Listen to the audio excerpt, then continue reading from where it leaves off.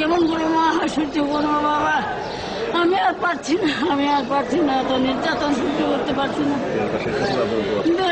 দেশবাসীর কাছে আমি দোয়া, সবার কাছে আমি দোয়া চাচ্ছি। আমি আর আমার বাচ্চাদের সহ্য করতে পারছি না, আমি আর আমার বাচ্চাদের কষ্ট সহ্য করতে পারছি না বাবা।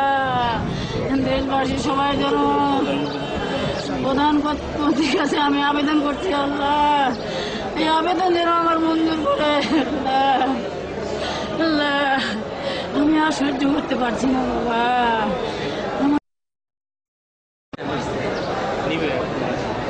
আজকে মিরপুর থানার একটি মামলায় একদিনের পুলিশ রিমান্ড শেষে দেলোয়ার হোসেন সাঈদীকে নিয়ে আসছে। তাকে মূলত গত 30/3/2013 তারিখ থেকে এক নাগারে 42 দিন যাবৎ একটানা রিমান্ডে আছে। রিমান্ডে থাকার কারণে শারীরিকভাবে গুরুতর অসুস্থ হয়ে পড়েছে এবং আজকে তার শারীরিক অবস্থা খুবই খারাপ।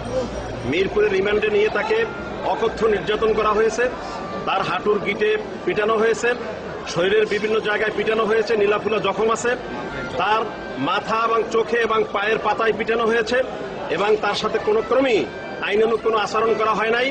এবং রিমান্ডের আদেশে উল্লেখ ছিল যে মহামান্য সুপ্রিম কোর্টের হাইকোর্ট বিভাগের নির্দেশনা অনুযায়ী তাকে জিজ্ঞাসাবাদ করবে, কিন্তু তদন্তকারী কর্মকর্তা এ ধরনের কোন নির্দেশকে বৃদ্ধাঙ্গুলি দেখিয়ে সে নিজে এবং তার সঙ্গে অন্যান্য পুলিশ দ্বারা এই দেলোয়ার হোসেনকে অনেক নির্যাতন করেছে, তাকে মারধর করেছে, যেটা আমরা মনে করি যে সেই আইয়ামে জাহিলিয়াতের যুগের বর্বরতাকে হার মানিয়েছে। এটা আমরা কোর্টকে আজকে বলেছি এবং এই তদন্তকারী কর্মকর্তা সহ অন্যান্য যারা তার উপর নির্যাতন করেছে তাদের বিরুদ্ধে আইনগত ব্যবস্থা গ্রহণ করার জন্য আমরা কোর্টকে বলেছি।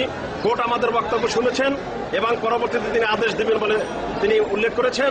আমরা যেটা বলতে চাই, সরকার আসলে বাংলাদেশ ইসলামী ছাত্র শিবিরের কেন্দ্রীয় সভাপতিকে গ্রেপ্তার করেন ইসলামী আন্দোলনকে স্তব্ধ করার জন্য যে নীল নকশা করছে, এই নীল নকশা দেশের ছাত্র সমাজ কোনোদিনই বাস্তবায়ন করতে দেবে না এবং কোনোদিনই মেনে নেবে না।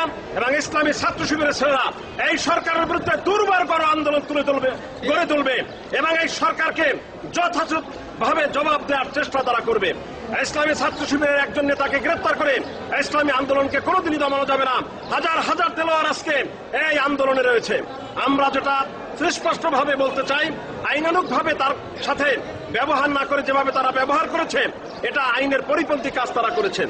আমরা আদালতের দৃষ্টিগোচর এটা করেছি। আমরা আশা করছি আদালত একটা যথাযথ আইনগত তিনি আদেশ দেবেন এবং সেই আদেশের প্রেক্ষিতে এই ইসলামী ছাত্র শিবিরের কেন্দ্রীয় সভাপতিকে নিয়ে এই ধরনের আচরণ যাতে আর না করেন সেটা বন্ধ করার জন্য আমরা কোর্টকে বলেছি। ধন্যবাদ।